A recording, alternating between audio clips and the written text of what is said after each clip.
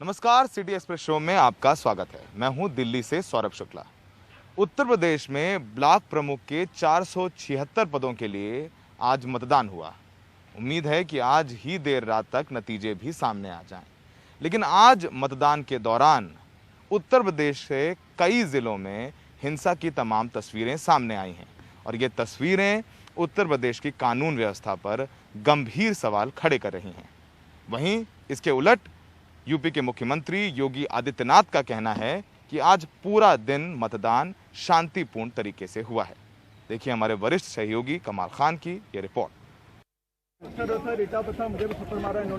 इस viral video में इटावा में मतदान केंद्र के पास हुई हिंसा के बाद एसपी सिटी प्रशांत कुमार अपने सीनियर को बता रहे हैं कि उन्हें थप्पड़ मारा गया।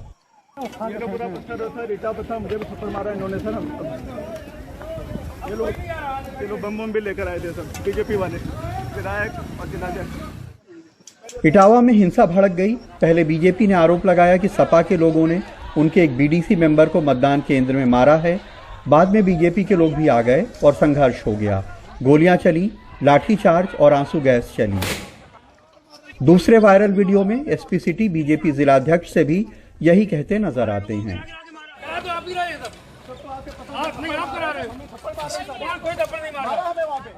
लेकिन बीजेपी एमएलए सरिता भदौरिया कहती हैं कि ये सही नहीं। हमारा प्रत्याशी सीधा है, वो चुपचाप बैठा है वहाँ पे।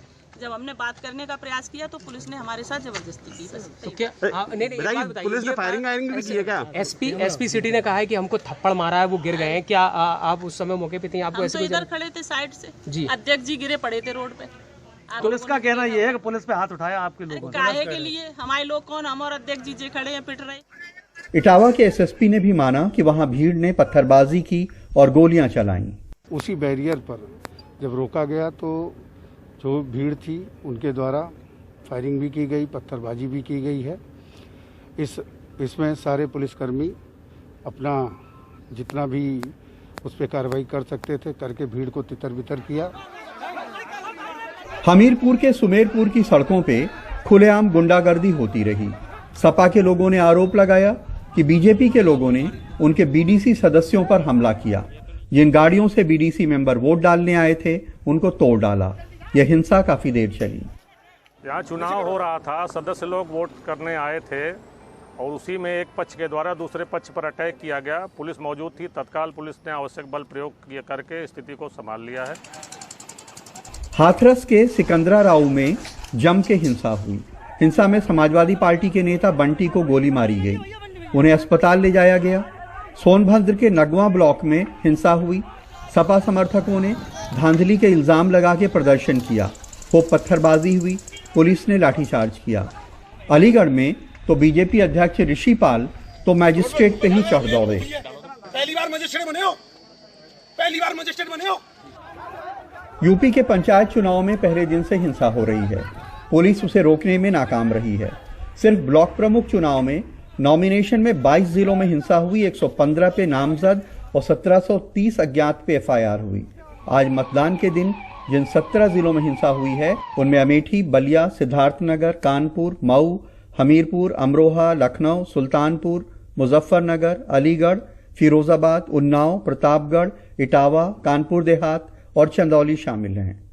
ये स्थिति हो गई है कि ये पूरी व्यवस्था बाहुबलियों के हाथ में है, धन बलियों के हाथ में है, परिवार बलियों के हाथ में है। जो बड़े बड़े लोग हैं इसमें सामान्य व्यक्ति प्रवेश नहीं कर सकता, सामान्य व्यक्ति चुनाव नहीं लड़ सकता, उनको जबरन बैठा दिया जाता है। पंचायत चुनावों में पहले दिन से हिंसा हो रही है।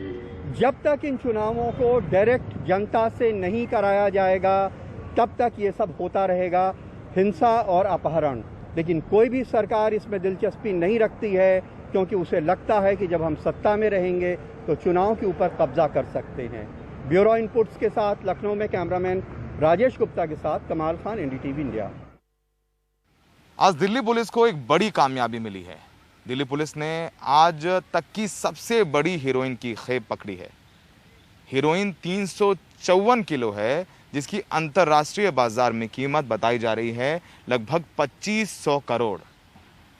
दिल्ली पुलिस इस पूरी बरामदगी के पीछे नार्को टेररिज्म के एंगल से भी जांच कर रही है। देखिए हमारे सहयोगी मुकेश सिंह सेंगर की ये रिपोर्ट। दिल्ली पुलिस ने अपने इतिहास में इतनी हेरोइन पहली बार पकड़ी है। एक ऑपरेशन के तहत फरीदाबाद के एक मकान से 354 किलो हेरोइन और इसमें मिलावट में काम आने वाले 100 किलो केमिकल भी बरामद किए हैं। अंतर्राष्ट्रीय बाजार में इस हेरोइन की कीमत 2,500 करोड़ से ज्यादा है।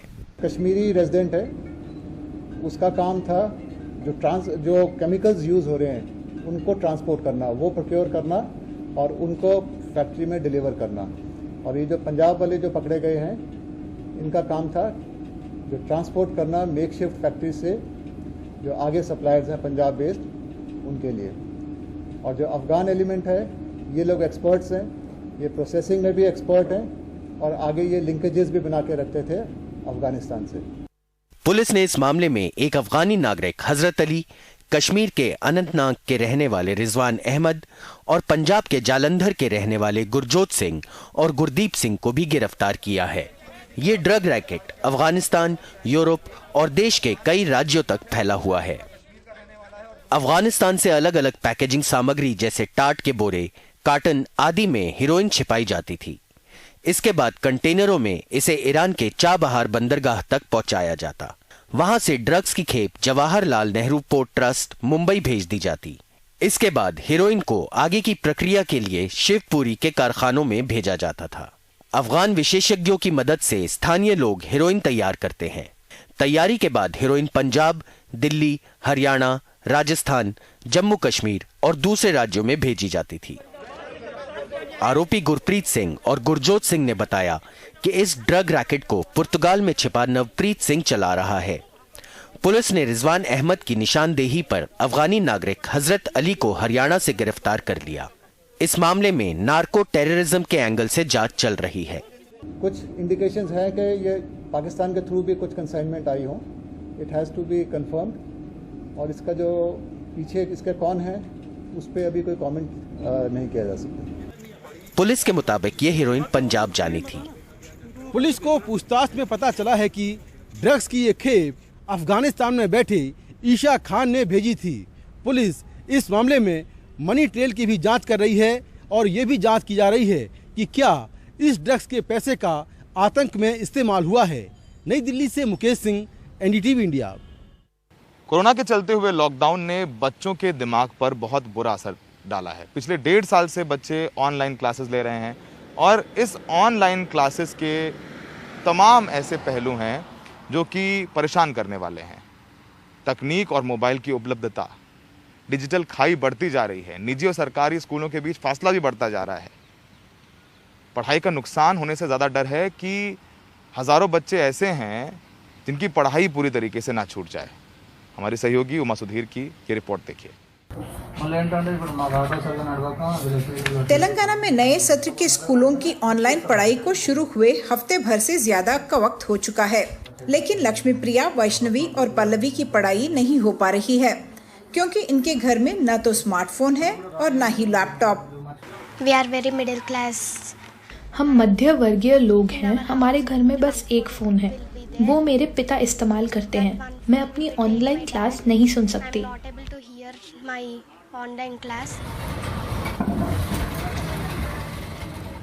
इनके पिता राजू का कहना है कि वो दूसरा फ़ोन नहीं खरीद सकते। उनके पास तो इतने पैसे भी नहीं कि पिछले साल से बकाया अब तक की स्कूल की फीस जमा करवा सकें। कोविड महामारी और लॉकडाउन ने उनकी कमाई पर गहरा असर डाला है। ऑटो चालक के तौर पर आमदनी तो घटी ही है। ये डर भी है कि पिछले 3 महीने से किस्तें न चुका पाने के कारण कहीं उनका ऑटो भी जब्त न कर लिया जाए। लैपटॉप वाले फोन, वैसे तो उन्हें लैपटॉप की जरूरत है, पर फोन होना जरूरी है। मेरे पास एक ही फोन है जो मैं अपने साथ ले जाता हूँ। मेरे हालात ऐसे हैं कि मैं अभी उनके लिए एक भी फोन नहीं खरीद सकता। तेलंगाना प्रदेश संयुक्त शिक्षक मोर्चा के एक सर्वे में पाया कि सरकारी और निजी स्कूलों के लगभग 40,000 छात्रों में से आधे से भी कम बच्चों के परिवारों के पास एक स्मार्टफोन था। 8% से भी कम परिवारों के पास 2 फोन थे और बस 11% ने कहा कि उनके पास मोबाइल डाटा था। लगभग 15% परिवारों के पास सरकार के शिक्षक संबंधी चैनलों को देखने के लिए केबल कनेक्शन तक नहीं था।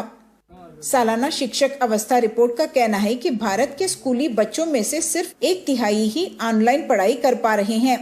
सरकारी स्कूलों के छात्रों में ये तादाद बस 8% है। हैदराबाद से उमा सुधीर, एनडीटीवी इंडिया के लिए।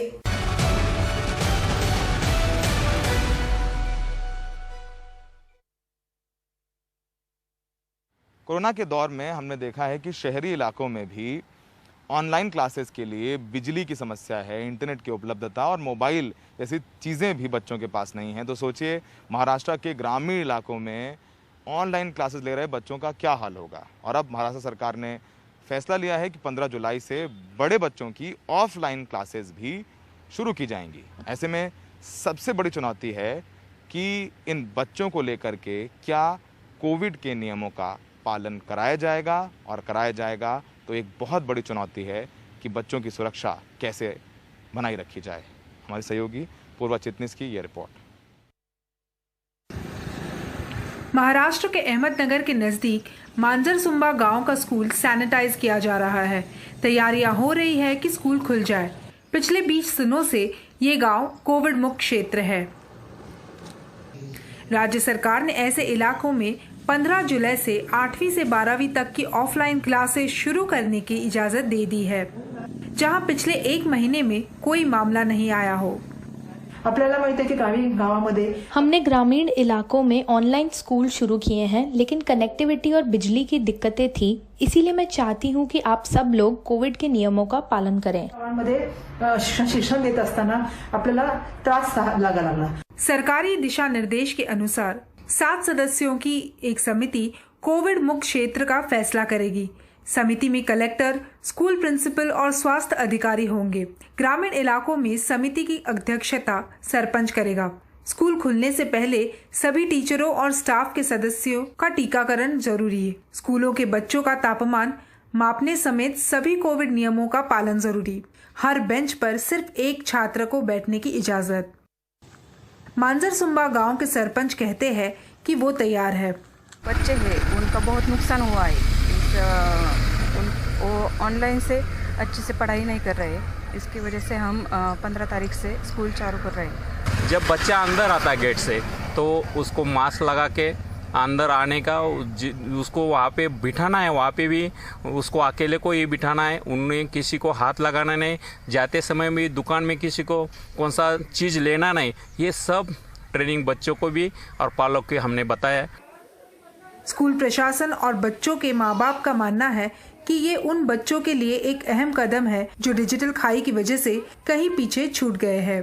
लॉकडाउन की वजह से उनका जो अभ्यासक्रम था वो भूल गए होंगे। इसलिए हमने गवर्नमेंट का जो ब्रिज उपक्रम गवर्नमेंट ने अभी तय किया है, उसके आधार से हम हर रोज विद्यार्थियों का सेतु अभ्यासक्रम से उनको डेवलप कर रहे हैं। जो वो भूल गए थे उसका रिवीजन ले रहे हैं। हमारे सभी पालकों का यही राय है कि हम सब अपने बच्चों को स्कूल में भेजना चाहते हैं। बच्चों का जो नुकसान हुआ है वो दूर करने के लिए ऑनलाइन नहीं लेकिन प्रत्यक्ष स्कूल चालू होना बहुत ज़रूरी है। स्मार्टफोन और इंटरनेट कनेक्टिविटी के अभाव में गांव में रहने वाले बहुत से बच्चों की पिछले 1.5 साल में पढ़ाई का बहुत नुकसान हुआ है। कोविड मुक्त गांव में 8वीं से 12वीं कक्षाओं के छात्र स्कूल जा सकेंगे, लेकिन उनकी सुरक्षा और कोविड नियमों का पालन करने के बारे में चिंता तो बहरहाल बनी रहेगी। अहमदनगर से सागर दुसल के साथ पूर्वा चिटनिस, एनडीटीवी इंडिया। देश में हमने देखा है कि लगभग सभी राज्यों में कोरोना के केसेस में लगातार गिरावट दर्ज की जा रही है, लेकिन खतरा बढ़ रहा है देश के पूर्वोत्तर हिस्से में। वहां पर लगातार कोरोना के केस बढ़ रहे हैं। 10 में से हर एक व्यक्ति इस वक्त कोरोना पॉजिटिव है। सरकार का कहना है कि भौगोलिक स्थिति ऐसी है कि सुविधा पहुंचने में, इलाज पहुंचने में देरी हो रही है। वहीं लोगों का कहना है कि ये दोनों ही कारण हैं। कुछ तो सावधानी नहीं बरती जा रही है और दूसरा सरकार की भी लापरवाही की बात सामने आ रही है। हमारे सहयोगी रतनदीप की ये ग्राउंड रिपोर्ट देखिए। पूर्वोत्तर में दूसरी लहर खत्म नहीं हुई है। ये एक दुर्गम स्थल है, लिहाजा एम्बुलेंस के लिए दूर दराज इलाकों तक पहुंचना आसान नहीं है। वक्त पर टेस्ट होना भी मुश्किल होता है। पूर्वोत्तर के लिए चिंता की बात यह है कि हर 10 कोविड-19 नमूनों की जांच में एक पॉजिटिव निकल रहा है, वो भी ऐसे वक्त जब देश भर में कोरोना के मामले घट रहे हैं। यही नहीं, अरुणाचल प्रदेश के 18 जिलों में 10% पॉजिटिव मामले हैं। मणिपुर में 9 जिलों का यही हाल है। मेघालय में 6 और असम में 2 जिलों का। हर 10 लाख पर होने वाली मौतों के हिसाब से भी 2 पूर्वोत्तर राज्य 293 के राष्ट्रीय औसत से ज्यादा है। मणिपुर का औसत 398 है और सिक्किम का 451। इस हफ्ते से कोलाघाट और असम के 6 और जिलों में पूरी तरह लॉकडाउन है। दूसरी लहर में पहली बार किसी राज्य ने संपूर्ण लॉकडाउन किया है। असम में संपूर्ण लॉकडाउन नहीं था, चंद बंदिशें जरूर थी जो एक वजह से हो सकती हैं। एक और वजह से है कि ये वाली किस्म बहुत संक्रामक है और इस बार देहाती और दूर दराज इलाकों में ज्यादा मामले आ रहे हैं, जहां टेस्टिंग और ट्रेसिंग में मुश्किलें आती हैं। टीकाकरण के सिलसिले में त्रिपुरा और सिक्किम को काफी कामयाबी मिली है। 45 साल से ज्यादा की उम्र वालों को पहली डोज त्रिपुरा में 99% और सिक्किम में 90% लोगों को मिल चुकी है, जबकि राष्ट्रीय औसत 46% है। ये दोनों राज्य 45 साल से ज्यादा उम्र के लोगों को दूसरी डोज देने में भी पूर्वोत्तर में सबसे बेहतर है। लेकिन बाकी 6 राज्यों के आंकड़े बहुत ही मायूस करने वाले हैं। मणिपुर, नागालैंड, मेघालय और सिक्किम का प्रदर्शन सबसे खराब करने वाला है। जहां राष्ट्रीय औसत 57% है, वहीं इन राज्यों में आंकड़ा 10 भी नहीं छू पाया। ऐसे स्वास्थ्य कर्मी भी कम हैं जिन्होंने दोनों डोज लगवा ली हों। अन्य कोरोना योद्धाओं का भी टीकाकरण कम हुआ है।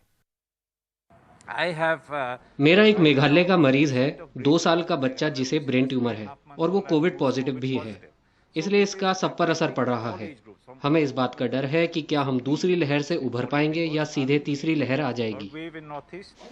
दोनों टीके लगवा चुके लोग ही अरुणाचल प्रदेश आ सकते हैं। असम में हर बड़े शहर में कोविड नियमों का पालन करने के लिए टीमें तैनात की हैं। असम से रत्नदीप चौधरी की रिपोर्ट, NDTV इंडिया।